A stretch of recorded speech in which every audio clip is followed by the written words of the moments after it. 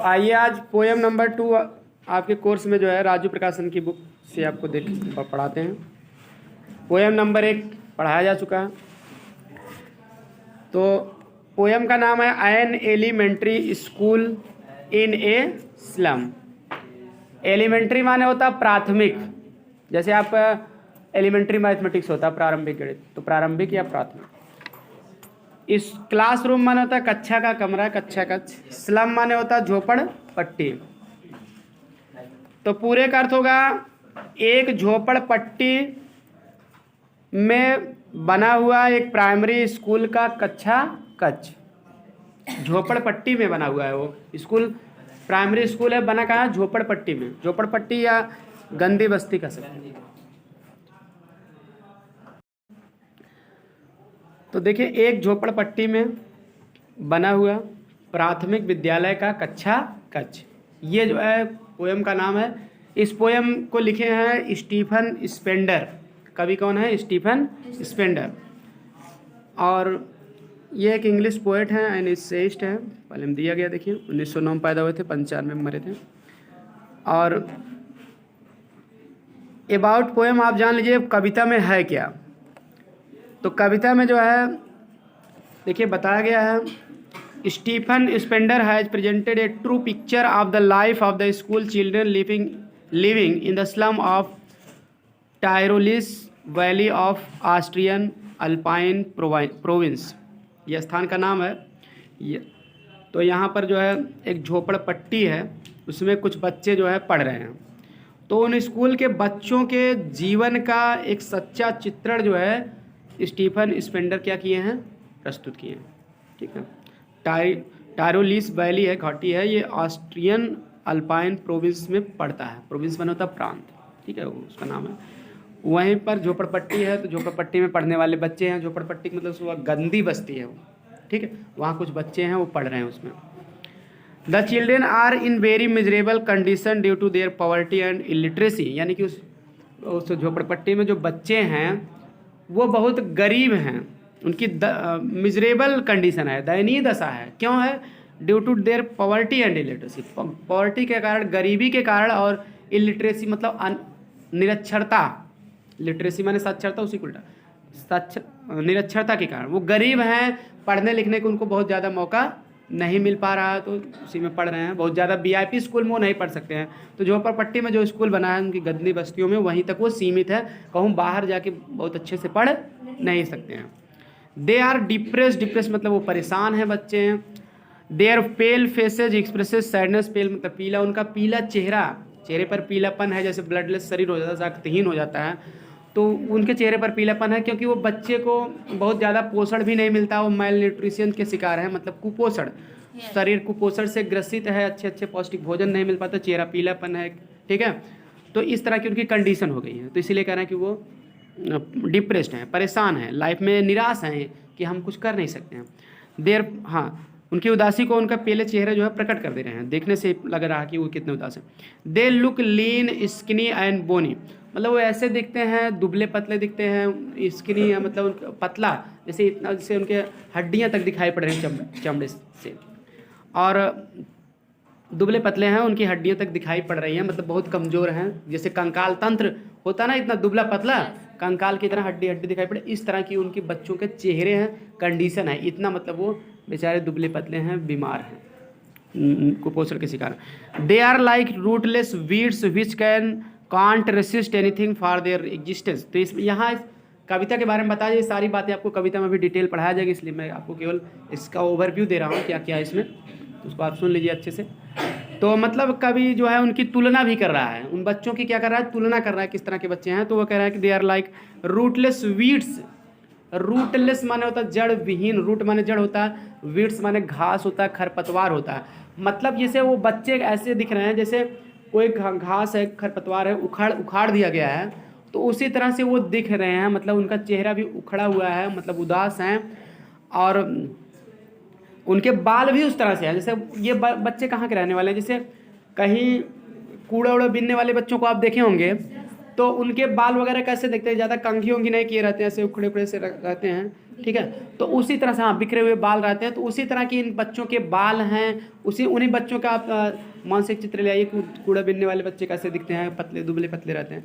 मतलब अगर वो ज़्यादा अच्छा भोजन नहीं कर पा रहे हैं और उनके बाल वगैरह कंघी वगैरह भी अक्सर नहीं किया रहता, तो इसी तरह के ये बच्चे दिखाई पड़ रहे हैं, इसलिए इनकी तुलना रूटलेस वीड्स से किया गया।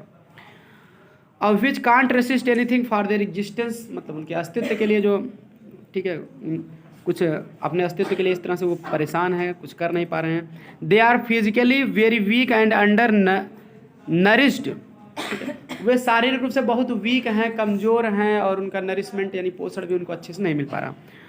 Spender voices have concern for the children who live all their life in slum and have no opportunity to enjoy the real blessings of life. तो स्पेंडर जो कवि हैं, वॉइसेज माने अपनी आवाज़ को उठाते हैं, have concern for this children, इन बच्चों के लिए जो उनकी चिंता है, इन बच्चों को उन्होंने देखा स्पेंडर, तो उनको चिंता हुई कि इन बच्चों का भविष्य इस तरह से अंधकारमय है, आगे बढ़ नहीं पा रहे हैं, इनको ज़्यादा सुविधाएं नहीं दी रही, गवर्नमेंट भी नहीं कर रही है इनके सपोर्ट, ठीक। यहाँ की झोपड़पट्टियों में पढ़ रहे हैं, यहाँ का माहौल सही नहीं है, जो मकान में वो पढ़ रहे हैं तो बिल्डिंग में वो बिल्डिंग भी नई नहीं है, पुरानी है, टूटने के कगार पर है। तो ये सब कंडीशन को देखकर वो अपनी चिंता जाहिर करते हैं, आवाज़ बुलंद करते हैं। Spender who live in all their life in slum, जो करें कि जो बच्चे पूरे जीवन भर इन झोपड़पट्टियों में ही रह जाते हैं, वहीं पर स्कूल बना है उसमें पढ़ते हैं, वो झोपड़पट्टियों में गंदी बस्तियों में ही रह जाते हैं। स्लम में से होता है झोपड़पट्टी गंदी। And have no opportunity to enjoy the real blessings of life, और जीवन का जो वास्तविक आनंद है उसका ये कभी आनंद मतलब कि इंजॉय नहीं कर पाए, खुशी नहीं उठा पाए हैं, इनके लाइफ में आनंद है ही नहीं, मतलब जीवन अंधकारमय है, दुखमय है, कष्ट में है। He makes a frantic appeal to the educated and affluent sections of the society, वह समाज के जो शिक्षित लोग हैं, अफ्लुएंट लोग हैं, अफ्लुएंट मतलब तो रिच, वेरी रिच पर्सन, बहुत धनी लोग हैं, उनसे एक अपील करता है कवि जो है, ठीक है, कि to better the lot of the slum children through education, की इन झोपड़पट्टी में रहने वाले बच्चों को भी अच्छी शिक्षा दिया जाए, उनके भविष्य को अधिक अच्छा बनाया जाए, इसलिए वो अपील करता है उनसे। It will remove social injustice and class inequality, तो कवि के अनुसार अगर वो ऐसा करेंगे तो यह सामाजिक जो है इनजस्टिस, अन्याय, सामाजिक रूप से जो उनके साथ अन्याय हुआ है, सामाजिक रूप से उनके साथ अन्याय हुआ है, क्योंकि समाज में सबको जीने का, खाने का, रहने का, शिक्षा पाने का अधिकार है, तो इनको सारे अधिकार नहीं मिल पा रहे हैं। एंड क्लास माने वर्ग इनइक्वलिटी, और जो जिस वर्ग में है वो निम्न वर्ग में है, उनके साथ असमानता का व्यवहार किए गए हैं। संविधान के द्वारा सबके साथ, सबको पढ़ने का और सबको जैसे शिक्षा देने का सरकार के द्वारा, जैसे अपने इंडिया में ये कि 14 साल तक के बच्चों को फ्री एजुकेशन दिया जाए, 8 तक के जो पढ़ रहे हैं बच्चे, इसलिए उनको मुफ्त शिक्षा दिया जाए, उनको भोजन दिया जाए, मिड डे मील वगैरह जो योजनाएं चल रही हैं, उनको सारी सुविधाएं सरकार द्वारा दिया जाए, और पढ़ने का उनको अधिकार है, माता पिता को भी उनको पढ़ाना चाहिए, ठीक। तो इसमें सरकार को भी सपोर्ट करना चाहिए, फीस, कपड़े से लेके भोजन, सब कुछ, तो इसमें सपोर्ट करना चाहिए। लेकिन यहाँ के जो अधिकारी हैं, झोपड़पट्टी जिस गंदी बस्ती में रह रहे हैं, वहाँ का जो स्कूल है, स्कूल की बिल्डिंग रिपेयरिंग नहीं हो पा रही है, वहाँ के अधिकारी लोग नहीं देख पा रहे हैं, और उनको जो है अच्छे भोजन नहीं मिल पा रहा है, तभी तो कुपोषण के शिकार हुए हैं, तो इसकी भी अव्यवस्था है, और अच्छे से पढ़ाया नहीं जा रहा है उनको, तो ये बेहतर स्कूल में एजुकेशन नहीं दिया जा रहा, झोपड़पट्टी में जो है वहीं तक वो सीमित है, उसको भी अच्छी रिपेयरिंग नहीं हो पा रहे, जो कमरे हैं स्कूल के वो हवादार नहीं है, वहाँ अंधेरा कम है, ठीक है। तो इस तरह से जो है, जैसे मोटी मोटी दीवारें, उसमें जंगला वगैरह, खिड़की वगैरह अच्छे से नहीं लगा है, प्रकाश युक्त, ये सारी सुविधाओं की कमी है, तो कभी इस तरह ध्यान दिलाने के लिए जो है अपील करता है, और जो है ताकि सारे अधिकारियों का और वहाँ के निरीक्षक लोग जो हैं, सबका ध्यान, वहाँ के जो नेता हैं, पॉलिटिशियंस हैं, वो लोग भी, सब लोग उस पर, सरकार भी उस पर ध्यान दे, और अच्छे से वहाँ का माहौल बनाए, स्कूल का डेवलपमेंट करें, पढ़ाई लिखे अच्छे से, वो आगे बढ़ें, इसलिए कभी अपनी आवाज़ को उठाता है। तो चलिए देखते हैं, इसमें जो है वन लाइन वाइज लाइन हम इसको पढ़ते हैं। तो पहला स्टैंजा है, फार फ्राम गस्टी वेव्स। फार माने होता है दूर, फार माने भी होता है दूर, फार माने होता है बहुत बहुत दूर, फ्राम गस्टी वेव्स, गस्टी माने होता है झोंकेदार, वेव्स माने होता है लहरें, गस्ट माने होता है हवा का झोंका, उसको गस्ट कहते हैं, ठीक। तो गस्टी माने होता है झोंकेदार। तो फार from gusty waves, waves, waves माने होता लहरें, झोंकेदार लहरों से बहुत बहुत दूर है। दीज चिल्ड्रंस फेसेज माने इन बच्चों के चेहरे। तो इन बच्चों के चेहरे कभी कह रहा है कि किन बच्चों के चेहरे, जो झोपड़पट्टी में पढ़ने वाले बच्चे हैं। स्लम माने होता है झोपड़पट्टी या गंदी बस्ती, ठीक, गंदी बस्ती है वहीं पर वो, ठीक है, झोपड़पट्टी में रहते हैं। तो वही कहना कि इन बच्चों के चेहरे जो है, इन मतलब इन झोपड़पट्टियों में रहने वाले बच्चों के चेहरे झोंकेदार लहरों से बहुत बहुत दूर हैं। ऐसा क्यों कहा गया है झोंकेदार लहरों से बहुत बहुत दूर है? क्योंकि वो मतलब उसी झोपड़पट्टी तक ही सीमित हैं, बहुत ज़्यादा दूर उस एरिया को छोड़ को कभी गए नहीं हैं। होता क्या है कि कुछ लोग जैसे जाते हैं बीच पर, जाते हैं समुद्र के तट के किनारे, नदी किनारे घूमने जाते हैं, टहलने जाते हैं, वहाँ का इंजॉय लेते हैं, लेकिन ये बच्चे यहाँ से कहीं दूर कभी गए ही नहीं, इनको टूर पर भी नहीं ले जाया गया, घुमाया नहीं गया, इस सारे दृश्य का आनंद नहीं लिया। तो इस तरह से झोंकेदार लहरों के से दूर नहीं रहेंगे, जब गए ही नहीं है तो उनसे क्या हैं, दूर हैं। इसलिए कहा गया इन बच्चों के चेहरे झोंकेदार लहरों से बहुत बहुत दूर हैं। आई होप पहला लाइन समझ में आ गया होगा और स्टोरी भी आपको बता दिए समझने भर का। दूसरी लाइन का है लाइक रूटलेस वीड्स। अब का भी जो है इनके बच्चों की तुलना किया जा रहा है, इसमें सिमिली का प्रयोग किया गया है। लाइक माने होता है तरह या जैसे, रूटलेस माने होता है जड़ विहीन या उखड़ी हुई, ठीक है, जड़ विहीन मतलब जिसके जड़ उखाड़ दिया गया। और वीड्स माने होता है घास, होता है घास या खरपतवार, ठीक है, एक प्रकार की। तो कह रहे हैं कि जैसे जिस प्रकार से जो है उखड़ी हुई घासें, ठीक है, उखड़ी हुई घासें होती हैं, यानी उखड़ी हुई घासों के जैसे, लाइक मीन्स जैसा या जिस तरह या जिस प्रकार, उखड़ी हुई घासों के जैसे, लाइक रूटलेस वीड्स, उखड़ी हुई घासों के जैसे। The hair turn round their pallor. The hair माने बाल, जो इनका बाल हैं, बालों की तुलना किया जा रहा है उखड़ी हुई घासों से, क्योंकि काम वगैरह नहीं किए गए, कंघी नहीं किए गए बच्चे, इनकी कंडीशन ऐसा है। तो उखड़ी हुई घासों के जैसे, द हेयर माने इनके बाल, टार्न, ठीक है, टार्न माने होता है उसे मुड़ा हुआ होना, मुड़ा हुआ होना मतलब यहाँ टार्न राउंड, चारों ओर से मुड़े हुए हैं, मतलब बिखरे हुए हैं। उखड़ी हुई घास के जैसे जो है उनके बाल जो है बिखरे पड़े हुए हैं, मतलब बिखरे पड़े हुए मतलब बिना कंघी के हैं। देयर पैलर, ठीक है, पैलर माने होता है पीला चेहरा, पैलर मीन्स होता है पेल फेस, पीला चेहरा। तो मतलब कहने का मतलब ये है कि फिर से बता दे रहे हैं, like rootless weeds the hair turn round their pallor, उनके पीले चेहरों पर उनके जो बाल हैं वो क्या है, बिखरे पड़े हुए हैं। किसके जैसे बिखरे पड़े हुए हैं? उखड़ी हुई घास के जैसे उनके पीले चेहरों पर, चेहरा तो पीला दिखाई पड़ रहा है बताए तो क्योंकि वो कुपोषण के शिकार हैं, ठीक है, अच्छा मात्रा में उनके शरीर में ब्लड नहीं है तो पीलापन आ जाता है, ठीक। तो उखड़ी हुई घास के जैसे उनके पीले चेहरों पर उनके बाल बिखरे हुए हैं।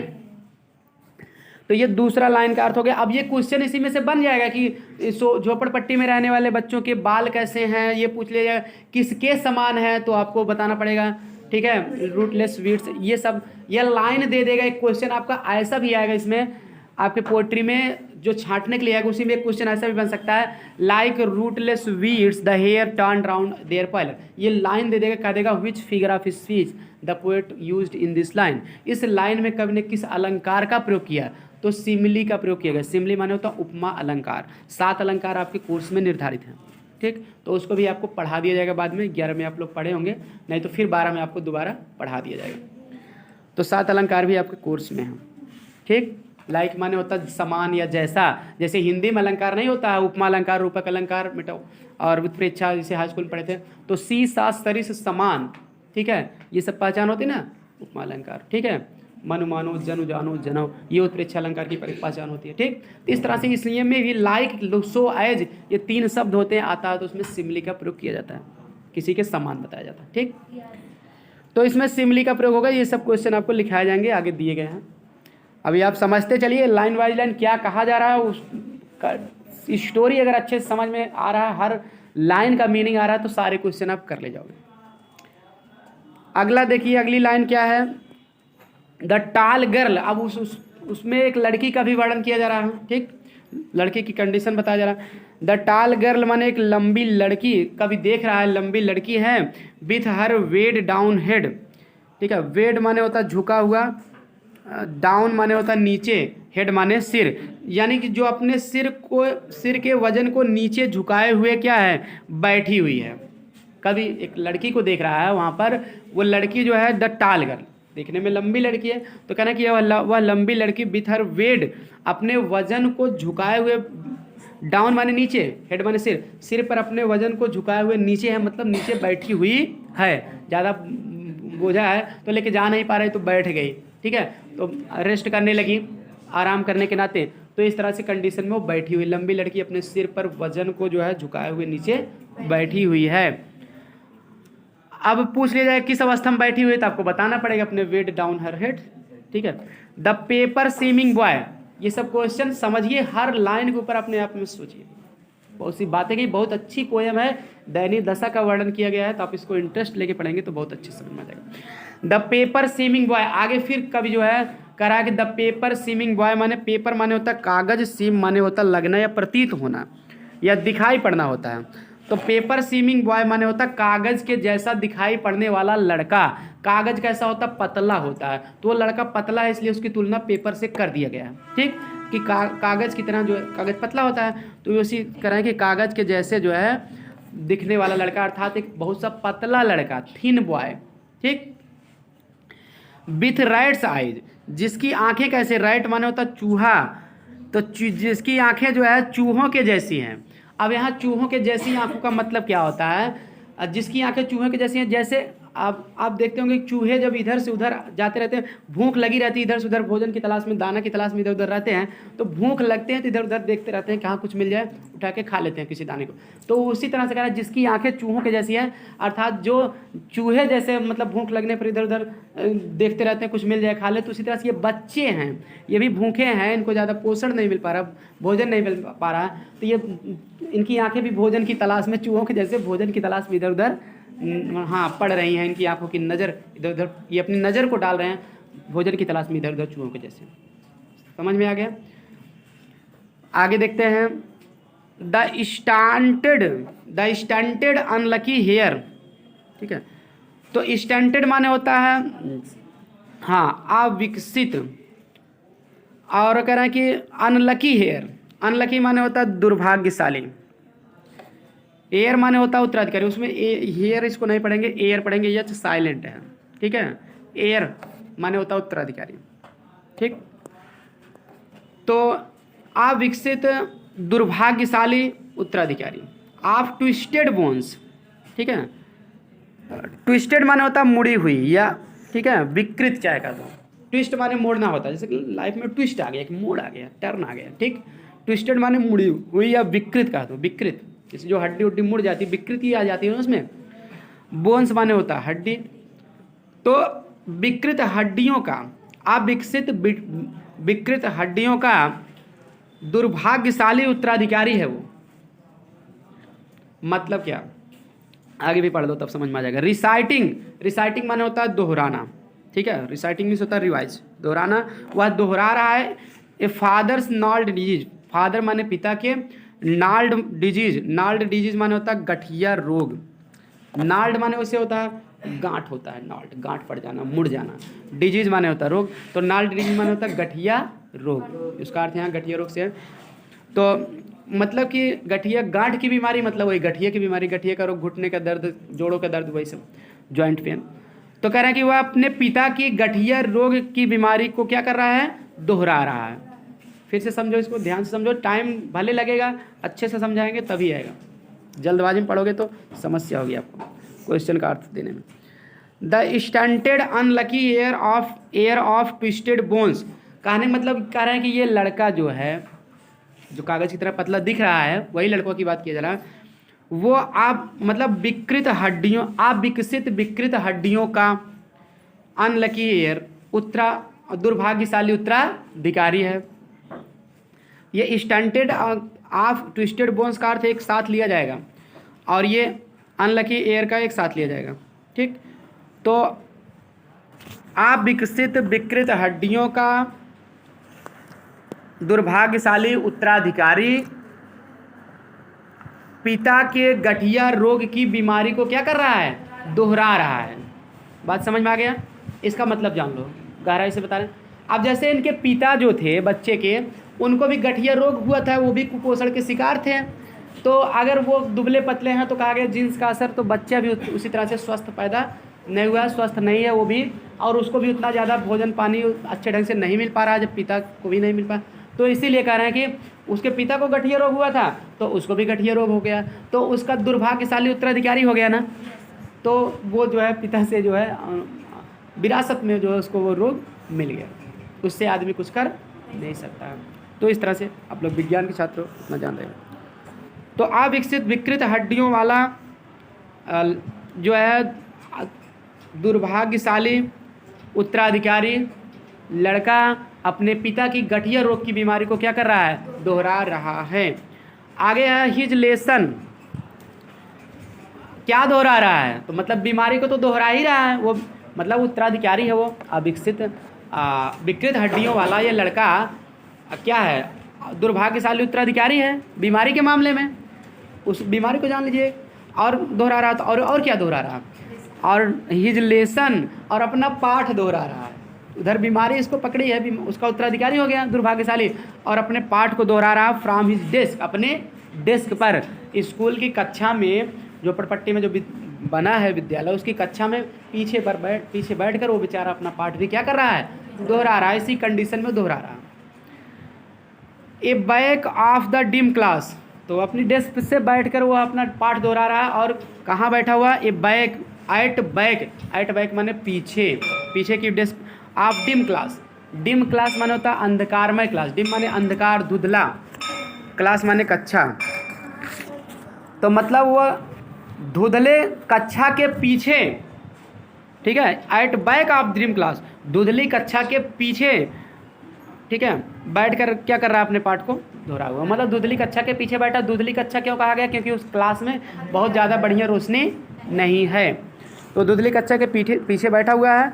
One unnoted sweet and young, तो वह धुंधली कक्षा के पीछे वो बैठा हुआ, कौन बैठा हुआ है, वन माने एक, अननोटेड माने उपेक्षित, नोट माने ध्यान देना, कहते नोट कर लो, गौर करना, ध्यान देना, अननोटेड माने जिस पर कोई ध्यान न दे, यानी उपेक्षित, कहते हैं इसको उपेक्षित कर दिया गया, मतलब ध्यान न दिया जाने वाला, एक उपेक्षित या ध्यान न दिया जाने वाला। स्वीट माने प्यारा, मधुर या प्यारा, लवली, एंड यंग माने होता है छोटा मतलब छोटी उम्र का बच्चा, नौजवान, आप अल्पवयस्क जिसको कहते हैं, छोटा। तो कह रहा है कि फिर से बता दे रहे हैं, one noted sweet and young, तो ये पूरे का earth at back of dim class one noted sweet and young, धुंधली कक्षा के पीछे वो बैठा हुआ है, और वह लड़का एक उपेक्षित, मधुर और छोटा सा है, मतलब अभी वयस्क नहीं हुआ है, बहुत कम उम्र का है, यंग मतलब कम उम्र का है। हिज आप पूरा मिलाकर भी कह सकते हो कि मतलब एक ठीक है, मतलब कि धुंधली कक्षा के पीछे एक उपेक्षित, प्यारा और कम उम्र का बच्चा जो है बैठा हुआ है। His eyes live in dream, उसकी आंखें सपनों में रहती हैं, मतलब स्वप्न देखती रहती हैं, ठीक, जो चीज़ें उसके पास नहीं उसका सपना ही देखेगा ना, हमको मिल जाए, अच्छी चीज़ें खा लें, ठीक है, अच्छे स्कूल मिल जाए, पढ़ लें, ठीक, उसकी आंखें सपनों में रहती हैं, यानी सपने देखती रहती है। किसका सपना देखती रहती हैं, खाने पीने का तो देखता ही है। आप स्क्वायरल्स गेम, गिलहरी के खेल का सपना देखती रहती हैं, ठीक है, वह उसकी आंखें जो है गिलहरी के खेल के सपने में देखती रहती हैं, खेल का सपना देखती रहती है।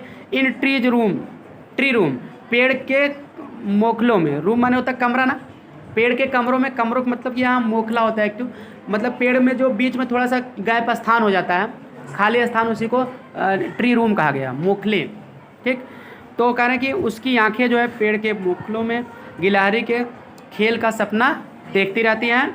अदर दैन दिस, ठीक है, अदर माने दूसरा, दैन दिस माने इससे हटकर दूसरा, इससे हटकर मतलब इस पढ़ाई से हटकर दूसरा ही सपना देखती रहती है। दूसरा सपना क्या, पेड़ की मोखलों में गिलहरी के खेल का सपना देखती रहती हैं। अदर देन मतलब इससे हटकर मतलब पढ़ाई से हटकर, मतलब पढ़ने के लिए गया है लेकिन पढ़ नहीं पा रहा है, तो पढ़ने के अलावा दूसरे कुछ सपने देखते रहते हैं। जब स्वास्थ्य ठीक नहीं है तो पढ़ने का मन कहेगा नहीं बच्चे का, तो इस तरह से वो ऐसा भी सपना देखते रहती, इतनी दयनीय कंडीशन है। तो आगे आपको अगला स्टेंजा पढ़ाया जाएगा। तो आज इतना ही, अगले दिन आपको अगले क्लास में अगला स्टेंजा पढ़ाया जाएगा। इसके पहले की क्लास में हम आपको बता चुके हैं पहला स्टैंजा। आज की क्लास में आपको जो है आन शोर क्रीम वाल्स यहाँ से पढ़ाना है, ठीक। वो पढ़ा चुके हैं पिछली क्लास में, उसकी वीडियो भी अपलोडेड है, जो लोग जिनका छूटा है वहाँ से देख के पढ़ सकते हैं। ये पार्ट 2 है। तो इसमें आज आपको सेकंड स्टैंजा से पढ़ाया जाएगा। तो देखिए कहाँ तक हम पढ़ाए थे, ये बताए थे कि मतलब पोएम का नाम जैसा कि an elementary school in classrooms in a slum, an elementary school classrooms in a slum. ये है मतलब एक झोपड़पट्टी में बना हुआ प्रारंभिक विद्यालय, प्रारंभिक मतलब एलिमेंट्री में प्रारंभिक माने प्राथमिक विद्यालय के कक्षा का कमरा, एक झोपड़पट्टी में बना हुआ प्राथमिक विद्यालय के कक्षा का कमरा, ये इस पोएम का नाम है। स्लम माने होता है झोपड़पट्टी या गंदी बस्ती। तो वहाँ पर कमरे में बच्चे जो हैं वो बहुत गरीब हैं, दयनीय दशा उनकी, वो वहाँ कूड़ा उड़ा बीनते हैं, इस तरह से उनके कंडीशन है। और गंदी बस्ती में क्योंकि रह रहे हैं और बहुत गरीब हैं। उनके माता पिता भी बहुत गरीब ही थे, कुछ बीमारियाँ उनको थी, जैसा कि पीछे आपको बताया गया था कि कोई गठिया रोग की बीमारी है यहाँ, और सूखा रोग है, मतलब उनको कुपोषण के शिकार हैं, ये सभी कंडीशन है। वो बच्चे उस गंदी बस्ती के बाहर कभी गए ही नहीं हैं, इसलिए उनका मतलब उसी गंदी बस्तियों तक ही वो क्या है, सीमित है। उनका स्कूल भी बहुत अच्छा नहीं है, स्कूल की दीवारें टूट रही हैं, उस पर अच्छे से वाइट वॉशिंग नहीं हुई है, सफ़ेदी नहीं हुई है, ठीक, भद्दे रंग की दिखाई पड़ रहे हैं, वहाँ बच्चे पढ़ रहे हैं। तो ये सब मतलब बातें हैं, चलिए देखते हैं। आन शोर क्रीम वाल्स, शोर माने होता है खट्टा, वैसे होता है, क्रीम माने होता है मक्खन, वाल्स माने दीवार। खट्टे मक्खन दीवार का मतलब क्या, यहाँ दीवार की तुलना किया गया है। खट्टे मक्खन जैसे भद्दे पीले रंग की दीवारों पर, वाल्स माने दीवारों, आन माने पर। जैसे अगर खट्टा है कोई चीज़, खट्टा क्रीम मतलब मक्खन होता है, जैसे उसका रंग हल्का सा पीला होता है ना, तो खट्टा मक्खन रहेगा तो हल्का सा उसका कलर पीला होगा और वो खाने में अच्छा नहीं लगेगा, तो भद्दा रंग हो जाएगा, ठीक है। उसी तरह से दीवार का रंग भी भद्दा हो गया है, यहाँ तुलना किया गया उसको। खट्टा मक्खन का मतलब होगा खट्टे मक्खन जैसे भद्दे पीले रंग, खट्टा मक्खन मीन्स होता है खट्टा मक्खन जैसा भद्दा पीला रंग, इसका ये अर्थ होगा, ठीक। जो आपको कठिन लगे लिख भी सकते हैं, या किताब में भी आपको राजू प्रकाशन की बुक है तो नीचे अर्थ भी दिया रहता है, मीनिंग भी दिया रहता है, वहाँ से भी आप हिंट ले सकते हैं। मेन बात है समझना, किताब में और गाइड में तो सब कुछ दिया रहता है, ठीक। तो आप लोग उसको समझिए, जो मैं एक्सप्लेन कर रहा हूँ उस पर ध्यान दीजिए, अर्थ पे ज़्यादा ध्यान मत दीजिए, क्योंकि इंग्लिश मीडियम मतलब कि मैं तो आपको ना हिंदी मीडियम अपने भाषा में समझिए, सभी का मीनिंग समझ लोगे, पहले अपने आप अर्थ निकालने का प्रयास करो। वो बात की बात है, आप वहाँ से देख के हिंट ले लो, जब आप एक एक शब्द पढ़े रहोगे तभी आप अर्थ समझोगे तो आएगा। तो खट्टे मक्खन जैसे भद्दे पीले रंग की दीवारों पर, यहाँ तक समझ में आ गया। आगे डोनेशंस, डोनेशन माने होता है दान, तो दान यस लगा है ना, तो डोनेशंस, दानों तो हम कहते हैं नहीं, दान में दी गई चीज़ डोनेशन माने, दान का मतलब यहाँ दान में दी गई चीज़, तो डोनेशंस है तो बहुत, तो मतलब दान में दी गई चीज़ें जो है वहाँ पर स्कूल में टंगी हुई थी, ठीक। दान में दी गई चीज़ें हैं, मतलब जैसे स्कूल है ना, तो स्कूल में कील वगैरह पे टांग दिया जाता है ना, जो भी खूटी वगैरह होता है, पेग होता है, पिकनिक स्कूटी या कील होता है, तो उसमें टांग दी जाती है। कोई भी आदमी कोई दे देगा, फोटो दे देगा, तो वो लगा दिया जाता है, ठीक, तस्वीर लगा दिया। तो ये सभी चीज़ें कुछ दान में दी गई चीज़ें, ठीक।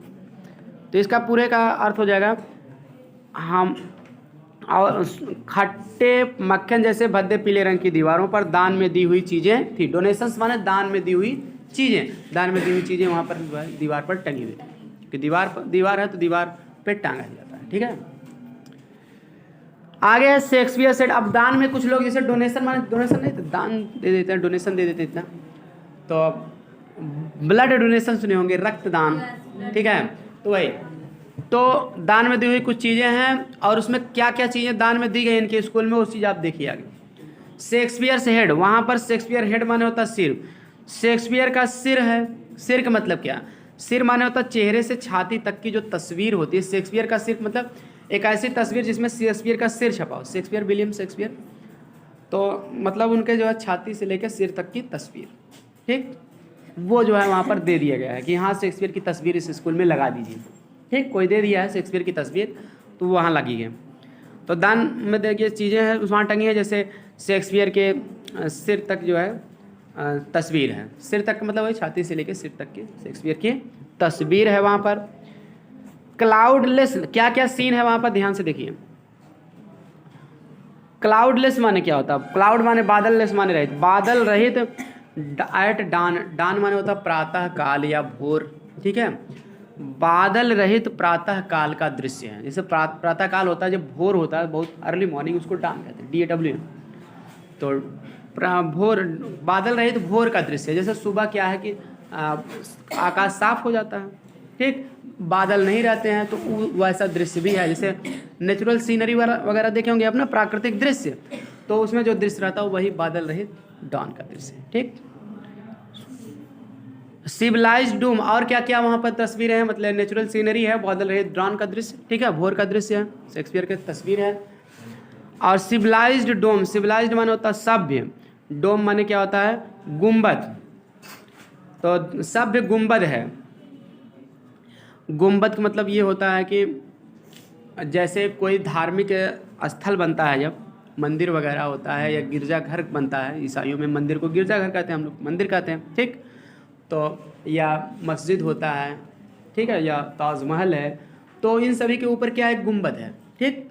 तो धार्मिक स्थल के ऊपर जो गुंबद होता है उसी को यहाँ डोम कहा गया। सभ्य गुंबद, सभ्य गुंबद का मतलब सभ्य माने जो ऐसा गुंबद जो पवित्र हो, ठीक है, पवित्र, जो आदमी पवित्र आदमी रहेगा उसको सभ्य कहा जाएगा ना, जो गलत काम करेगा तो असभ्य कहा जाएगा। तो वही पवित्र गुंबद अर्थात पवित्र धार्मिक स्थल या गिरजाघर की तस्वीरें हैं वहाँ पर। सभ्य गुंबद है अर्थात पवित्र धार्मिक स्थल की भी क्या है वहाँ पर तस्वीरें हैं। राइडिंग ऑल सिटीज, और तस्वीरें कैसे? राइडिंग माने होता है, वैसे राइडिंग माने सवारी करना, ऑल सिटीज माने सभी शहरों, सभी सवारों की, सभी शहरों, सिटी माने सभी शहरों की सवारी करती हुई तस्वीर। तस्वीर मतलब यहाँ देखिए क्या है कि जो गुंबद है, गुंबद मतलब धार्मिक स्थल की तस्वीरें हैं जो, वो सभी शहरों को दिखा रही। यहाँ सवारी करना का मतलब क्या होगा? दिखाना। तो राइडिंग में शो का शोविंग, राइडिंग का मतलब यहाँ किससे है? शोविंग, दिखाने से है। तो कहने का मतलब सिविलाइज्ड डूम माने सभ्य गुंबद अर्थात पवित्र धार्मिक स्थल गिरजाघर की तस्वीरें हैं। राइडिंग ऑल सिटीज, जो सभी शहरों को दिखा रही हैं, सभी शहरों को क्या कर रहे हैं? दिखा रहे हैं। इसको ऐसे भी कहते हैं एक साथ, सिविलाइज्ड डोम राइडिंग ऑल सिटीज, सभी शहरों को दिखाती हुई सभ्य गुंबद अर्थात पवित्र धार्मिक स्थल की गिरजाघर की क्या हैं? तस्वीरें हैं। बात समझ में आ गया? मतलब उसमें ये बताया गया कि हाँ इस शहर में जैसे जो गिरजाघर हैं, गिरजाघर माने मंदिर होता है, ये ईसाई धर्म में क्या है ना कभी, ठीक है, अंग्रेज लोग तो गिरजाघर उसको कहते हैं मंदिर, ठीक। तो पवित्र धार्मिक स्थल की तस्वीरें हैं, उसमें पूरा शहर दिखाया गया है। जैसे एक ऐसा फोटो है, तस्वीर है, उसमें शहर का चित्र है, शहर दिखाया गया है, उसी शहर में जो है गुंबद जो बना है, गुंबद मतलब धार्मिक स्थल के ऊपर जो गोलाई वाला राउंडिंग वाला बनता है गुंबद, उसकी भी तस्वीर उसी शहर की तस्वीर के साथ है। तो वही बताया कि शहर को दिखाती हुई धार्मिक स्थल की तस्वीरें भी वहाँ पर हैं। कहाँ पर हैं? उस कक्षा के कमरे में टंगी हुई हैं। बात समझ में आ गया? समझने का प्रयास करोगे तो सब समझ में आएगा यहाँ, क्योंकि कभी थोड़ा सा तुलनात्मक ढंग से जो है लिखा है, ठीक, अन्य चीज़ों से क्या किया है? उस स्कूल के कक्षा की तुलना किया है, ठीक। आप कह रहे हैं कि बिल्ड, अब यही तो है, कभी तो इसी तरह से तो बच्चों की दयनीय दशा का वर्णन कर रहा है। देखिए बात यह है कि जैसे ये सब भी बताया गया कि सभी शहरों को दिखाती हुई सभ्य गुंबद अर्थात पवित्र धार्मिक स्थल की तस्वीरें, यही सब कह के तो लेखक जो है आपका ध्यान दिलाना चाहता है कि ये बच्चे जो झोपड़पट्टी में पढ़ रहे हैं, गंदी बस्ती में, ये बताइए वो गंदी बस्ती में है, कभी बाहर तो गए नहीं उस गंदी बस्ती से बाहर, तो उनके लिए इन तस्वीरों का क्या मतलब है? कुछ मतलब नहीं है भाई। वो वहाँ उनको साधारण ज्ञान अगर नहीं दिया गया है तो शेक्सपियर जैसे महान विद्वान की तस्वीर का उनके लिए कोई मतलब नहीं है। आगे है बेल्ड फ्लावरी टायरोलेस वैली। तो बेल्ट माने होता है घंटी नुमा, बेल माने घंटी, तो बेल्ट माने घंटी नुमा। फ्लावरी माने होता है फूलों वाली, फ्लावर माने फूल, तो फ्लावरी माने फूलों वाली। टायरोलीज, टायरोलीज माने घाटी का नाम है ये, टायरोलीज वैली। मतलब ये सभी वहाँ तस्वीरें, क्या क्या तस्वीरें हैं, मतलब घंटी नुमा फूलों वाली ट्रायोलीज घाटी की भी तस्वीरें हैं। पीछे तस्वीरें शेक्सपियर की बताया गया आपको, नेचुरल सीनरी जो है, भोर का दृश्य है और वो है, और गिरजाघर की तस्वीरें हैं, ठीक है, जो सार को दिखा रही हैं, सार को दिखाते हुए गिरजाघर की तस्वीरें, और फूलों वाली ट्रायोलीज घाटी, इसकी भी वहाँ क्या है, तस्वीर है। मतलब जबकि बेचारे घाटी देखने कभी गए नहीं है, लेकिन वो सब तस्वीरें हैं। उनको पढ़ाना लिखाने से मतलब है, अच्छी शिक्षा देना चाहिए, तो ये सब उनके लिए कोई खास महत्व नहीं रखती है। ये मतलब लेखक के कहने का मतलब। ओपन हैंडेड मैप, और वहाँ पर क्या, ओपन हैंडेड माने खुले हाथों वाला या मुक्त हस्त वाला, ठीक है। मैप माने होता है मानचित्र, ठीक। तो मुक्त हस्त वाला मानचित्र, मुक्त हस्त वाला मतलब खुले हाथों वाला, मतलब वो हाथ से बना हुआ है, वो खोल के जो है मानचित्र वहाँ पर रख दिया गया। तो मानचित्र मतलब नक्शा। तो मुक्त हस्त वाला मानचित्र है। एवार्डिंग द वर्ल्ड इट्स वर्ल्ड, एवार्डिंग माने होता है पुरस्कार देना, ठीक। वैसे तो पुरस्कार देना है, लेकिन यहाँ पुरस्कार से नहीं मतलब है यहाँ परिचित करवाना। नक्शा में हर चीज़ बताया जाता है कि ना ये चीज़ यहाँ है, वहाँ, इन शहरों को जान लो, इनसे परिचित हो जाओ। तो एवार्डिंग माने पुरस्कार देना, यहाँ होगा परिचित करवाना। तो वो परिचित करवा रहा है। द वर्ल्ड माने संसार को, इट्स वर्ल्ड इसके संसार से। तो कह रहे हैं मुक्त हस्त या खुले हाथों से बना हुआ नक्शा, ठीक है, जो मतलब ओपन लगा ना, वो नक्शा खुला हुआ है, ठीक।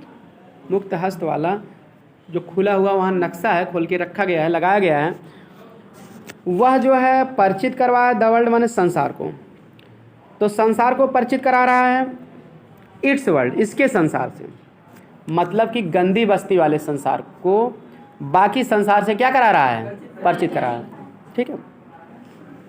तो जो मतलब नक्शे में एक संसार बताया गया है, वो संसार एक हो गया, और एक गंदी बस्ती वाला संसार, उससे परिचित करवा रहा है, ठीक है। तो द वर्ल्ड गंदी बस्ती का संसार, इट्स वर्ल्ड माने जो नक्शे में बना हुआ संसार है, दुनिया है, उसके संसार से, यानी कि बाकी जो संसार है नक्शा में, उससे परिचित करवा रहा है। तो पूरे का अर्थ फिर बता दे रहे हैं। ओपन हैंडेड मैप, मुक्त हस्त वाला जो है, जो खुला हुआ नक्शा है, ठीक।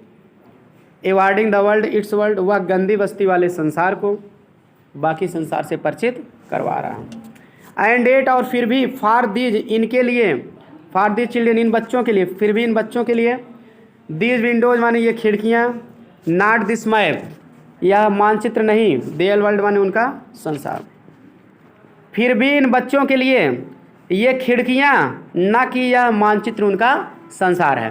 कहने का मतलब ये है कि ये बच्चे जो झोपड़पट्टी में पढ़ रहे हैं गंदी बस्ती के स्कूल में, वो खिड़कियाँ ही उनका संसार है, ना कि यह मानचित्र। कहने का मतलब ये कि खिड़की से कभी बाहर तो निकले नहीं हैं, आराम से उसमें बैठे हैं, पढ़ रहे हैं, कभी बाहर घूमने गए नहीं हैं, तो वो जो संसार दिखाया जा रहा है वो उनका संसार नहीं, वहाँ कभी वो मौका पाए नहीं जाने का। क्लियर, ये चीज़ है उनकी, इस तरह से दैनिक दशा को बताया जा रहा है।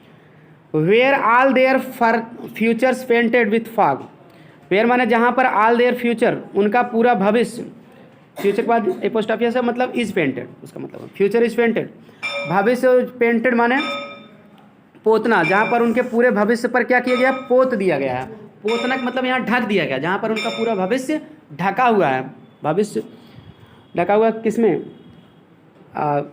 विथ फाग, फाग माने होता कोहरा या धुंध, जहाँ पर उनका पूरा भविष्य जो है कोहरे से ढका हुआ है। पूरे भविष्य पर कोहरा पोत दिया गया है, मतलब पूरा भविष्य कोहरे से ढका। कोहरा का मतलब अंधकार होता ना, यानी पूरा भविष्य उनका अंधकारमय है, अंधेरे में है। कहते हैं ना भविष्य अंधकार में जा रहा है, अंधकार से प्रकाश की ओर, स्कूल पे इसीलिए लिखा रहा था, मतलब ज्ञान का प्रकाश आ जाए आपके। जहाँ पर उनका पूरा भविष्य जो है कोहरे से ढका हुआ है, अर्थात अंधकारमय है।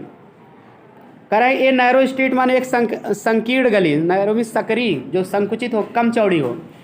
स्ट्रीट माने गली, सील्ड इन, सील्ड माने होता बंद होना, सील्डिंग बंद हुई है, in with lead sky, lead माने होता है, लीड माने शीशा होता है, स्काई माने आकाश, तो ठीक है, शीशे के आकाश, शीशे का मतलब जैसे वो धूसर नीला धूसर शीशे रंग का आसमान, उसको कहते हैं लीड स्काई, जिससे थोड़ा सा नीला सा कलर होता है, धूसर कलर, शीशे के रंग का, ठीक, शीशे के रंग का आसमान, आसमान की तुलना यहाँ शीशे के रंग से की गई है। जैसे शीशे का कलर होता है, कुछ आसमान का भी उससे कलर होता है वही। एक संकीर्ण गली कह रहे हैं कि जो शीशे के जैसे आकाश में क्या है, बंद है, आकाश के नीचे, उसी आकाश के नीचे वो गली है, ऊपर आसमान है। तो कह रहे हैं कि एक संकीर्ण गली जो शीशे के रंग जैसे आसमान के नीचे क्या है, बंद हुई है। फार फ्रॉम द रिवर्स, और ये क्या है कि उसी गली के नीचे गली में है। फार फार फ्रॉम रिवर्स, फार फार माने बहुत दूर, बहुत बहुत दूर है, रिवर्स माने नदियों, ये नदियों से बहुत दूर हैं। केव्स माने अंतरीप होता है, अंतरीपों से बहुत दूर है। एंड स्टार्स ऑफ वर्ल्ड, और शब्दों के तारों से बहुत दूर हैं। शब्दों के तारों से मतलब जो शब्द के उनको अच्छे सिखाया नहीं गया है, ठीक है। तारों का मतलब वादा, शब्दों को अच्छे से सिखाकर इनको अच्छे वादे इनसे नहीं किए गए कि हाँ पढ़ाया जाएगा लिखाया जाएगा, मतलब शब्दों के तारों से बहुत दूर हैं, मतलब अर्थात इन्हें बहुत सारे शब्दों का भी ज्ञान नहीं कराया। केव्स ये जियोग्राफिकल शब्द है, आंतरिक कहते हैं उसको, ठीक है। वो एरिया होता है, ठीक है, भौगोलिक एरिया, वाटर से सराउंडेड होता है, तो गैप होता है, इसको केव्स कहते हैं। अब जियोग्राफिकल टर्म तो कह रहे हैं far far from rivers, caves and stars of world, ये नदियों, अंतरीपों और शब्दों के तारों से बहुत बहुत दूर हैं। चलिए आज इतना ही, अगली क्लास में आपको अगला स्टैंजा पढ़ाया जाएगा। चलिए आज तीसरा स्टैंजा देखते हैं, इसके पहले हम 2 स्टैंजा पढ़ा चुके हैं, तो आज की क्लास में तीसरा और चौथा भी पढ़ाने का प्रयास करेंगे। Surely Shakespeare is wicket, surely माने होता है निश्चित रूप से, शेक्सपियर इज विकेट, विकेट माने होता है दुष्ट, निश्चित रूप से शेक्सपियर क्या है, दुष्ट हैं। अब देखिए शेक्सपियर के बारे में जान लीजिए, दुष्ट कैसे हैं कि नहीं, इसका 2 अर्थ यहाँ लिया जा सकता है। एक तो विकेट का शाब्दिक अर्थ होता है दुष्ट हैं या घृणास्पद हैं, दुष्ट या घृणास्पद होता है। एक दूसरा अर्थ इसका होता है बेकार है, यूजलेस भी इसका अर्थ यहाँ लिया जा सकता है। कैसे हैं देखते हैं, मतलब निश्चित रूप से शेक्सपियर जो है दुष्ट हैं। इनके लिए, बच्चों के लिए, जो झोपड़पट्टी में पढ़ने वाले बच्चे हैं, जैसे कि आपको स्टोरी में बताया गया था इस पाठ के, कि फिर से रिवाइज कर दे रहे हैं पिछला एपिसोड, कि पाठ का नाम है एन एलिमेंट्री स्कूल इन इस्लाम, एक झोपड़पट्टी में बना हुआ या गंदी बस्ती में बना हुआ प्रारंभिक विद्यालय का कमरा। तो उसमें कुछ बच्चे पढ़ते हैं, वो बच्चे बहुत गरीब हैं, वो वहीं तक झोपड़पट्टी तक ही सीमित है, ज़्यादा बाहर उनको घूमने टहलने के जाने का मौका नहीं मिला है, अच्छी अच्छी चीज़ों से परिचित नहीं करवाया गया, अच्छा ज्ञान नहीं दिया गया है, स्कूल का बिल्डिंग भी ठीक नहीं है, एकदम तंग है, सकरा स्थान है, बहुत ज़्यादा खुला स्थान नहीं है। तो उस स्कूल के कमरे में पिछले स्टैंड में आपको बताया गया था कि कुछ डोनेशंस में दी गई चीज़ें हैं, दान में दी हुई चीज़ें उस स्कूल में टांगी हुई हैं, रखी गई हैं। तो उसमें शेक्सपियर का भी एक तस्वीर था, तस्वीर लगाया गया था, सिर से लेकर छाती तक की तस्वीर, तो वही तस्वीर वो रखा गया है। तो बच्चों के लिए उनका क्या इफेक्ट पड़ रहा है, तो बच्चों के अनुसार जो है वो शेक्सपियर जो कवि कह रहा है कि बच्चों के लिए जो शेक्सपियर की तस्वीर वहाँ टांगी गई है, तो वो बच्चे यही समझते हैं कि शेक्सपियर क्या है, विकेट है, दुष्ट है। बच्चों के लिए ऐसा कर देना, शेक्सपियर की तस्वीर रख देना क्या है, ठीक है, दुष्टतापूर्ण है, घृणास्पद है, ठीक। कैसे देखिए बच्चे क्या हैं, शेक्सपियर के बारे में आप जानिए कि शेक्सपियर एक महान नाटककार हैं, इंग्लैंड के ग्रेट ड्रामेटिस्ट हैं। जैसे संस्कृत में महान नाटककार आपके कालिदास हैं, वही पोजीशन अंग्रेजी में शेक्सपियर की है। तो शेक्सपियर के ड्रामा पूरे वर्ल्ड में फेमस है, वो एक बहुत अच्छे अच्छे ड्रामाज लिखे हैं। तो लेकिन बच्चों के लिए, जब बच्चे शेक्सपियर के बारे में कुछ जान ही नहीं रहे हैं, तो शेक्सपियर के बारे में क्या जानेंगे बच्चे कि वो बहुत अच्छा है, वो तो यही जानेंगे कि शेक्सपियर भी क्या है, दुष्ट है। कहने मतलब कुल मिला के शेक्सपियर का वो तस्वीर जो वहाँ लगाई वो एकदम बेकार है इन बच्चों के लिए, बच्चों के लिए वो तस्वीर का वहाँ रहना बेकार ही है। क्यों? क्योंकि उसका इनके लिए कोई महत्व नहीं, जब जान नहीं रहे उनके बारे में, वैल्यू नहीं समझेंगे तो बेकार ही है। तो इस तरह से शेक्सपियर इज विकेट जो है ऐसा कवि जो है लिख दिए हैं कि शेक्सपियर की तस्वीर उनके लिए बेकार है, शेक्सपियर उनके लिए दुष्ट है। अगला बात क्या है कि उसमें डोनेशंस में दी गई चीज़ों में और क्या क्या है, द मैप एक मानचित्र भी है, वहाँ खुले हाथों से बना हुआ मानचित्र है। ए बैड एग्जाम्पल माने बुरा उदाहरण है, ठीक है। तो मतलब वो मैप जो है वहाँ के लोग जो है, रिच लोग, संपन्न लोग ही बनाए हैं, तो अपने हिसाब से बनाए हैं उसको। तो वो भी मैप वहाँ जो रखा गया वो भी उन बच्चों के लिए क्या एक बुरा उदाहरण है, ठीक। क्यों बुरा उदाहरण है? क्योंकि वो झोपड़पट्टी से बाहर कभी घूमने टहलने कहीं गए ही नहीं, उनको मौका ही नहीं मिला, तो वो क्या जाने कि कौन सा चीज़ कहाँ पर स्थित है कहाँ नहीं, बाहरी दुनिया के बारे में जान नहीं रहे, तो इसलिए वहाँ का ही वो संकुचित स्थान से ही वो रिलेटेड है, तो इसलिए ये भी उनके लिए क्या है, बुरा उदाहरण है। विथ शिप्स, और कह रहे हैं कि मैथ का जो मैप मतलब मानचित्र बुरा उदाहरण उनके लिए विथ शिप्स। और कैसा मानचित्र? वो जहाज़ों वाला है, मतलब उसमें जहाज़ें हैं। सन माने सूर्य, एंड लव माने प्रेम। जहाज और सूर्य और प्रेम के साथ जो मानचित्र है, मानचित्र में सब दर्शाया गया है, वो उनके लिए एक बुरा उदाहरण है। क्यों बुरा उदाहरण है? Tempting them to steal. Tempting माने होता है आकर्षित करना, ललचाना, प्रलोभन दिलाना, तो वह उन्हें आकर्षित करता है। टू स्टील, स्टील माने होता है चोरी करना। वह उन बच्चों को जो है, उन्हें मतलब उन बच्चों को चोरी करने के लिए क्या करता है, आकर्षित करता है। क्यों आकर्षित करता है? देखिए, बच्चे कभी मतलब उनके पास बहुत सारी अच्छी अच्छी चीज़ें तो है नहीं, तो वो बच्चे सोचेंगे भी ये सब चीज़ें हमारे पास ही हो, अगर पैसे नहीं है, गरीब हैं, तो वो सोचेंगे कि हम कहीं से भी इसको एन के एन प्रकार इसको ले ही ले, तो चोरी भी कर सकते हैं, तो इसलिए उनको चोरी करने के लिए क्या करता है, आकर्षित करता है। अगला लाइन है फॉर लाइव्स। फॉर माने क्योंकि लाइव्स माने होता है जीवन, लाइफ का बहुवचन लाइव्स होता है, तब जीवन, इसको लाइव्स पढ़ा जाएगा। जब लिव वर्ब रहेगा तब जो है इसको हम लिव पढ़ते हैं, नहीं तो लाइव पढ़ते हैं। क्रिकेट में देखते हैं यूट्यूब पे लाइव या लाइव पढ़ा जाता है, क्योंकि वो नाउन है। तो फॉर एक आपका प्रीपोजिशन है, प्रीपोजिशन के बाद हमेशा क्या आएगा, नाउन ही आता है, इसलिए फॉर लाइफ। क्योंकि जीवन दैट स्लाइली, दैट मीन्स जो स्लाइली माने होता है धूर्ततापूर्वक, टर्न इन, टर्न माने होता है मुड़ जाना, जो मुड़ जाती है, जीवन जो धूर्ततापूर्वक मुड़ जाती है। इन देयर क्रैम्प्ड होल्स, तो क्रैम्प्ड माने होता है तंग, होल्स माने बिल होता है, तो तंग बिलों में, तंग बिलों में मतलब क्या, बिल जैसे जो है तंग स्थानों में, जैसे बिल होता है वो तंग होता है ना, कम जगह होती है, उसी तरह से ये इनकी जहाँ झोपड़पट्टी है वो स्थान एरिया जो है बहुत संकुचित है, बहुत ज़्यादा लंबा चौड़ा स्थान नहीं है, तंग स्थान कह सकते हो, या तंग घर भी कह सकते हो, मतलब वो घर के ठीक है में स्पेस ज़्यादा नहीं है।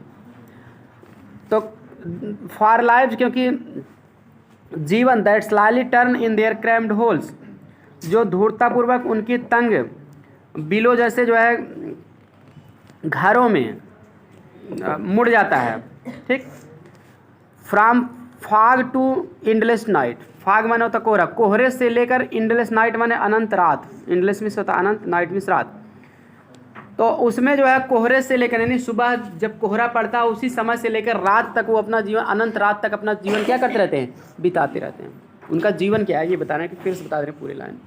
फॉर लाइव्स क्योंकि उनका जीवन that slightly turn in their cramped holes, उनका जीवन एक ऐसा जीवन जो वो उस तंग जो है बिलों जैसे जो है घरों में या स्थानों में, संकुचित स्थानों में बिता रहे हैं,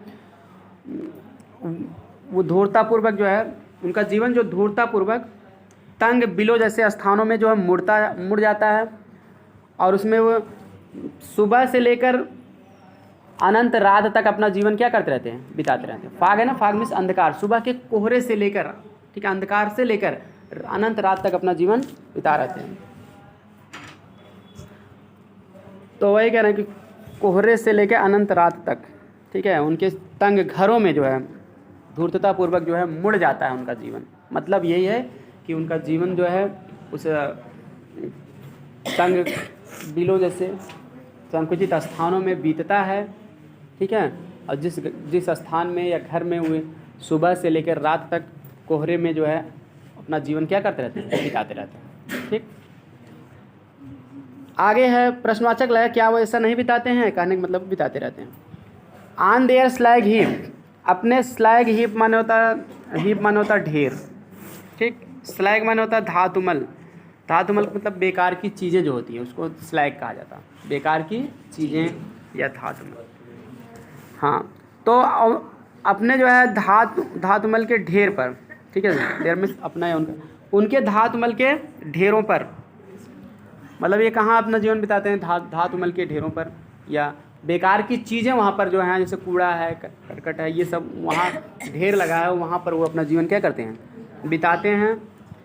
दीज चिल्ड्रेन, ये बच्चे, वियर स्किन्स, वियर माने पहनना या धारण करना, स्किन्स माने त्वचा या चमड़े, ये बच्चे चमड़ी को धारण किए हुए हैं, त्वचा को धारण किए, त्वचक मतलब यहाँ खाल, ठीक है, त्वचा या खाल।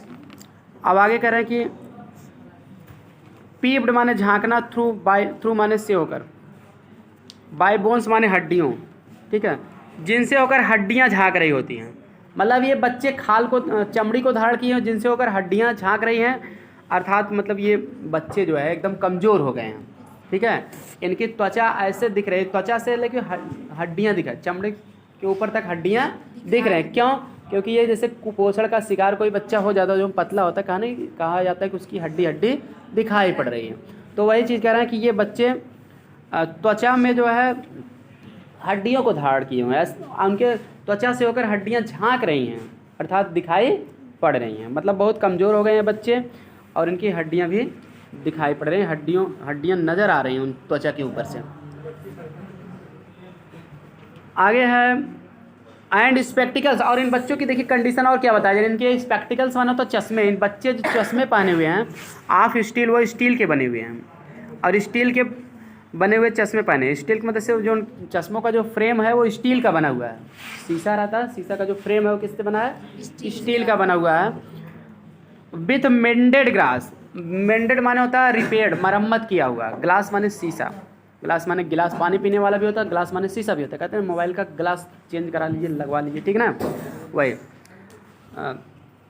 कारण है कि उसमें जो स्पेक्टिकल्स जो इनका है वो उसके फ्रेम जो है वो स्टील के बना हुआ है, और वो जो है रिपेयर्ड किए हुए ग्लास वाले हैं, बिथमाने वाला भी होता है, ठीक, मरम्मत किए हुए शीशे वाले चश्मे हैं वो, मतलब वो शीशा उनका फूट गया है तो उसको फिर से वो मरम्मत करवा के लगा लिए हैं, क्योंकि बहुत गरीब हैं बेचारे, कहाँ पाएंगे नया चश्मा तुरंत बनवाने के लिए और ज़्यादा दिन तक चले, टिकाऊ हो चश्मा, इसलिए वो तो स्टील का फ्रेम लगवाए हैं, ठीक, और वो जो है उसमें मरम्मत करवा के शीशे लगाए हैं।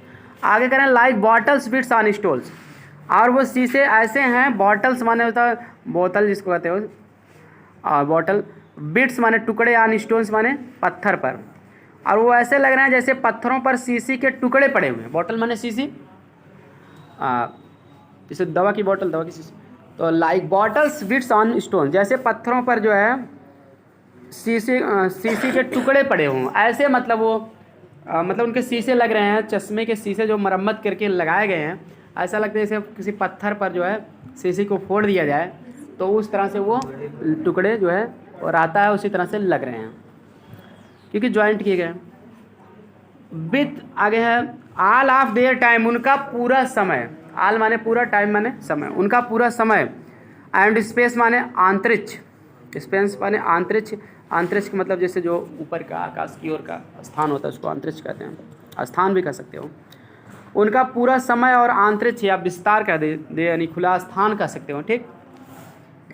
आर फागी स्लम का पूरा समय और स्पेस माने अंतरिक्ष या आकाश की ओर का स्थान, ठीक, खुला स्थान जो ऊपर है घर के ऊपर पूरा चारों ओर का वातावरण, उसी को स्पेस कहते हैं। उनका समय और अंतरिक्ष आर फागी स्लम, फागी माने कोहरा से भरा हुआ, स्लम माने होता गंदी बस्ती या झोपड़पट्टी। उनका पूरा समय और अंतरिक्ष जो है कोहरे से भरा हुआ गंदी बस्ती है, मतलब इसी में बीतता है, कोहरे से भरे हुए गंदी बस्तियों में उनका पूरा समय बीतता है, और उनका पूरा जो है स्पेस मतलब अंतरिक्ष बीतता है, या विस्तार भी जो है घर के पास का विस्तार जो है पूरा स्थान है वो इसी में का समय, पूरा स्थान कोहरे से भरी हुई गंदी बस्ती में ही बीतता है। सो ब्लाट देयर मैप्स, आगे का भी जो है बहुत अच्छी लाइन कहता है उनके लिए। ब्लाट माने होता है मिटा देना, दो अर्थ होता है, ब्लाट माने कलंकित करना भी होता है, धब्बा लगाना, ठीक है, कलंकित, कलंक लगाना ये भी होता है। तो मैप्स माने होता है मानचित्र, इसलिए उनका मानचित्र क्या करो, मिटा दो। किताब के अनुसार जो है ब्लाट मैप्स मिटाना होगा, ख़त्म करना। ब्लाट देयर मैप्स, उनके मानचित्र को क्या करो, मिटा दो। और विथ स्लम्स माने झोपड़पट्टी से, झोपड़पट्टी से उनके मानचित्र को क्या करो, मिटा दो।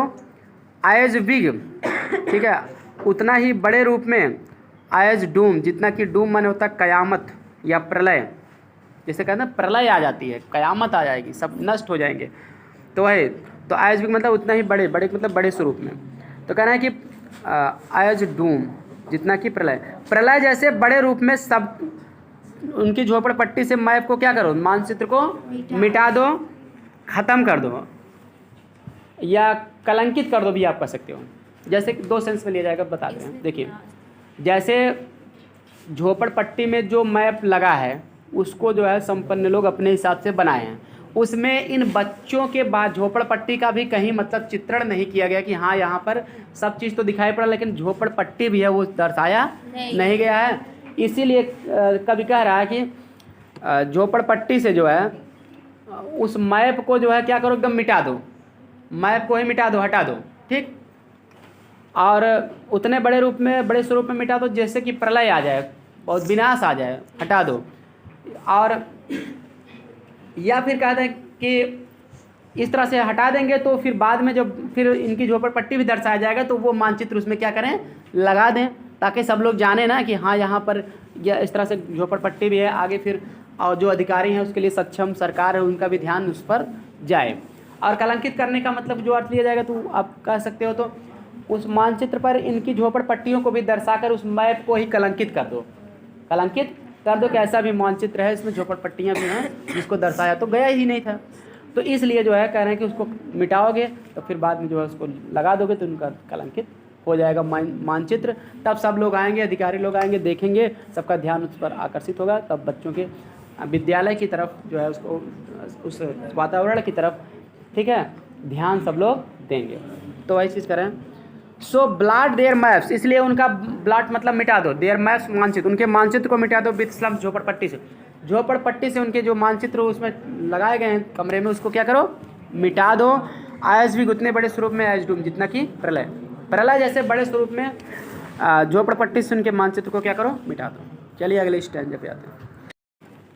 लास्ट स्टैंजा है अनलेस, कह रहे हैं कि उनकी झोपड़पट्टियों से जो है बड़े स्वरूप में कयामत जैसे उनके मानचित्र को क्या करो, मिटा दो। पीछे आप पढ़े लाइन में, unless governor inspector visitors, unless माने जब तक कि नहीं, गवर्नर माने होता है राज्यपाल, इंस्पेक्टर माने होता है दरोगा, विजिटर माने आगंतुक। जब तक कि राज्यपाल दरोगा आगंतुक ना आ जाए, ठीक है। इंस्पेक्टर माने दरोगा भी होता है, निरीक्षक भी होता है, समझ गए कि नहीं, दोनों होता है, चाहे जो भी कैसे।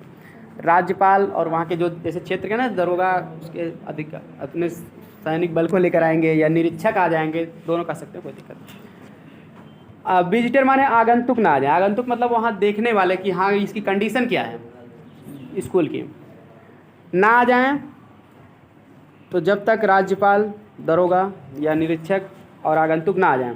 This map becomes their own window, और यह नक्शा उनकी खिड़की में ना हो जाए, बिकम्स माने होना या बनना, और यह नक्शा उनकी खिड़की पे ना हो जाए, खिड़की पे ना बन जाए। यह नक्शा उनकी खिड़की में ना बना दें, मतलब कि वो लोग आएंगे यह नक्शा उनकी खिड़की पे बना देंगे। यह नक्शा मतलब वो झोपड़पट्टी वाला नक्शा बना देंगे, हाँ यहाँ पर ऐसी झोपड़पट्टी भी है, उसको भी वहाँ पर बनाएं, उसको दर्शाएं जो नहीं दर्शाएं हैं, ठीक। अब एंड दीज विंडोज, और ये खिड़की, that shut upon their lives, जो उनके जीवन को बंद करके रखती है, या खिड़की जो उनके जीवन को बंद करके रखती है। लाइक कैटाकुम्स, कैटाकुम्स माने होता है कब्र जैसी तहखाने, किताब में आपको दिया है लास्ट में, तहखाने की कब्रें, ठीक। कह रहे हैं कि and these windows that shut down their live like catacombs, और ये खिड़कियाँ जो तहखाने जैसे कब्रों के समान उनके जीवन को बंद करके रखती हैं, उनके खिड़की को बंद करते रहती है, मतलब उनका जीवन, खिड़की का मतलब यहाँ जीवन से है, बच्चों का, झोपड़पट्टी में रहने वाले विद्यार्थियों का, छोटे छोटे बच्चों का जो जीवन है वो मतलब क्या है, अंधकारमय वातावरण में है ना, तो खिड़की बंद करके रखते हैं, मतलब उनके जीवन को अंधकारमय वातावरण में रखी हैं, उनके अंदर ज्ञान का प्रकाश नहीं है, अंधकार में है उनका जीवन। तो चलिए फिर से देख लेते हैं। This map becomes their own their window, यह मैप उनकी खिड़की में ना बना दें ये लोग आके, दरोगा, ये गवर्नर, इंस्पेक्टर, विजिटर जब तक आ ना जाएं, और यह मैप या मानचित्र जो है उनकी खिड़कियों में ना हो जाएं या ना बना दें, ठीक। मतलब उनके जीवन में जैसा कंडीशन है उसको भी उसमें दर्शा ना दें। And these windows that shut upon their lives like catacombs, और ये खिड़कियाँ जो उनके जीवन को, लाइव्स माने जीवन, देयर लाइव्स, लिप्स नहीं पढ़ा जाएगा लाइव्स क्योंकि, ठीक ना, उन्हें उनके जीवन को तहखाने की कब्रों के समान जो बंद करके रखती है, अर्थात जिसके कारण उनका जीवन अंधकारमय है, ठीक। उस वो सब समाप्त ना हो जाए।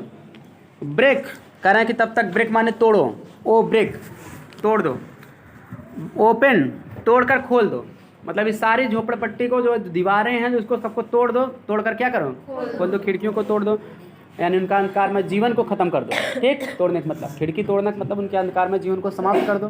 ठीक है, वही तोड़ दो, तोड़ दो।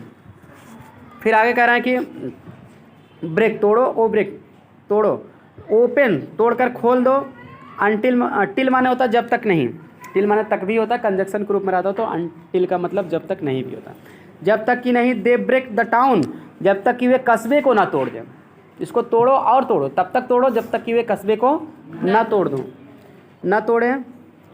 एंड शो द चिल्ड्रेन, और बच्चों को दिखा दें, टू द ग्रीन फील्ड्स माने हरे, फील्ड्स माने मैदान, और बच्चों को हरे भरे मैदानों को ना दिखा दें। कस्बों को तोड़ने का मतलब यह है कि जिस झोपड़पट्टी में रह रहे हैं, कस्बा है छोटा सा, वहाँ की सभी दीवारों को, सभी एरियाज़ को एकदम क्लीन कर दो, खुला मैदान दिखाई ताकि पड़े। और कह रहे हैं कि कस्बे को तोड़ो, and show the children to their green fields, और बच्चों को उनका हरा भरा मैदान जो है दिखा दो। एंड मेक देयर वर्ल्ड, और उनके संसार को बना दो। ठीक है, रन माने दौड़ना, और उनके संसार को दौड़ने के लिए बना दो। एज्योर ऑन गोल्ड, से एज्योर माने होता है नीला आसमान। ठीक है, तो और उनके संसार को जो है नीले आसमान के नीचे दौड़ने के लिए बना दो। ऑन गोल्ड सैंड्स, गोल्ड माने होता है सोना, सैंड माने होता है बालू या रेता, सुनहरी बालू या स्वर्णिम बालू, सोने जैसी चमकती बालू, ऐसे कह दो, सैंड्स माने बालू या रेता। और उनके संसार को, and make their world run azure, azure माने होता है ब्लू स्काई, नीला आसमान, और उनके संसार को जो है सोने जैसी चमकती बालू पर जो है नीले आसमान के नीचे दौड़ने के लिए बना दो। एंड लेट देयर, ठीक है, तो ये चीज़ मतलब बन न जाए जब तक कि मतलब उनके हरे मैदानों को उनको दिखाओ, और उनका संसार ऐसा बनाओ कि वो सोने जैसी चमकती बालू पर नीले आसमान के नीचे क्या करें, दौड़ें, उनको दौड़ने के लिए सब बना दो उनका संसार। मतलब कि यह है कि वो भी जो है जब पूरा मौका दिया जाएगा, पूरा फील्ड रहेगी, तो वो भी अपना दौड़ेंगे, पूरे हरा भरा मैदान देखेंगे, चारों ओर गंदी बस्ती से बाहर निकलेंगे तभी तो देखेंगे। इनकी उनको स्वतंत्रता होनी चाहिए। And there let their tongues, और क्या कर दो, कहने की लेट, और जब तक ये लोग आएंगे, इंस्पेक्टर ये सब, गवर्नर, विजिटर, ये सब आके ये सब करें, इनकी तरफ ध्यान दिलाएं सबका, और ये सब करवाएं उन बच्चों के लिए। एंड लेट देयर टंग्स, और लेट माने अनुमति देना, देयर टंग्स, टंग्स माने होता है जीभ या भाषा। ठीक है, और उनकी जीभों को अनुमति दें, क्या चीज़ करने की अनुमति दें। रन नेक्ड, रन मीन्स होता है दौड़ना, नेक्ड माने होता है बांधा रहित, वैसे नेक्ड माने वस्त्र रहित होता है, नंगा भी होता है। ठीक है, वस्त्र रहित होता है, यहाँ नेक्ड मतलब नंगे या वस्त्र रहित, लेकिन यहाँ बांधा रहित वाला अर्थ लिया जाएगा। ठीक, हाँ, इस, और उनके जीव को जो है बाधा रहित दौड़ने दो, किस में दौड़ने दो, इनटू बुक्स, किताबों में, जीव को बाधा रहित होकर किताबों में दौड़ने दो, कि बाधा रहित होकर किताबों में दौड़ने दो, अर्थात उनको पढ़ने का पूरा मौका दो। जीव किताबों में दौड़ेगी मतलब क्या, जीव से हम बोलते हैं अब, और क्या करते हैं, पढ़ते हैं। एक मुहावरा है आपके एक्सीलेंट बुक में दिया, होल्ड योर टंग माने होता चुप रहना, टंग होल्ड माने पकड़ना, टंग माने जीव, जीव को पकड़ दो तो आप बोल नहीं पाओगे, इसीलिए जो है होल्ड योर टंग माने होता चुप रहना, बी साइलेंट। तो यहाँ क्या है, जीव को जो है किताबों में जो है बाधा रहित दौड़ने दो, अर्थात जो है किताबों को उनको अध्ययन करने दो। And the white and green leaves open, white माने सफ़ेद, किताबों का अध्ययन, द वाइट माने सफ़ेद, किताबों का जो है, किताब पन्ना क्या होता है, सफ़ेद होता है। ठीक है, तो सफ़ेद पृष्ठ पर, मतलब किताबों के अंदर जो है सफ़ेद पृष्ठ है, उस पर उनकी जीव को जो है बाधा रहित होकर दौड़ने दो, अर्थात किताबों के पन्ने का अध्ययन करने दो। एंड ग्रीन लीव्स, और हरी पत्तियां जो हैं, जो हरी भरी पत्तियां हैं, ओपन माने खुला, और खुलक मतलब खुला वातावरण, और हरी भरी पत्तियों के खुले वातावरण में भी उनको रहने दो, हरी भरी पत्तियों का खुले वातावरण में भी रहने दो। हिस्ट्री, हिस्ट्री माने होता है इतिहास, और उनको इतिहास रचने दो, इतिहास बनाने दो या इतिहास रचने दो। और ग्रीन लीव्स ओपन हिस्ट्री मतलब हरी भरी पत्तियों के वातावरण में उनको जो है अपना इतिहास क्या करने दो, बनाने दो, पढ़ेंगे आगे बढ़ेंगे तो उनका इतिहास बनेगा।